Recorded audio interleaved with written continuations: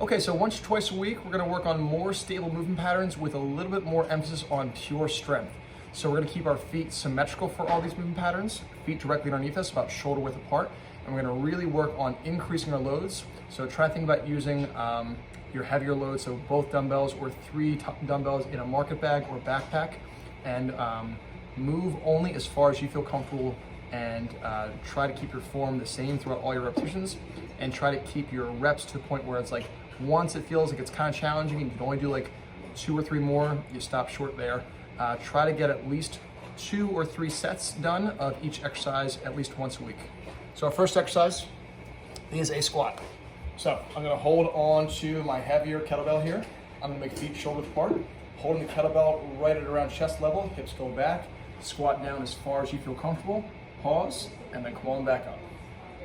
So again, it's a symmetrical movement pattern, trying to really work on keeping my hips, knees, and ankles all in good alignment. My heels stay down the entire time. I try to keep my feet mostly straight.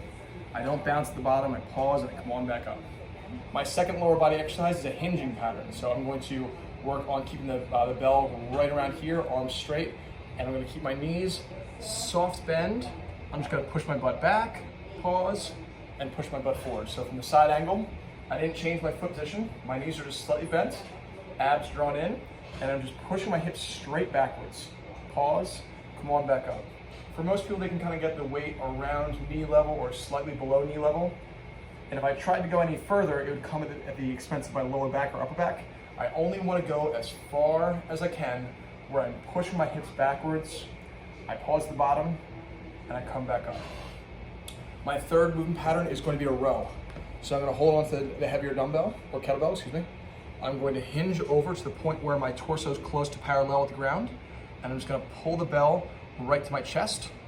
So I want to do about like 1 or 2 sets where the weight is coming to my chest, and I'll do 1 or 2 sets where I'm pulling to my belly button.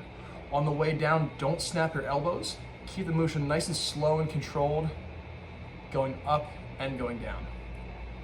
When I'm pulling, I'm trying to keep my back straight and flat, and I'm trying to really pull by pulling my shoulder blades together. Whether I'm pulling at my chest or I'm pulling at my belly button, I'm trying to have my shoulders and shoulder blades pull back. The final exercise we're going to work on for upper body is an overhead press. I'm just going to kneel so you can see it, but you can do this standing. So I'm going to hold onto the bell. This one we use slightly less weight in the clinic than all the other exercises.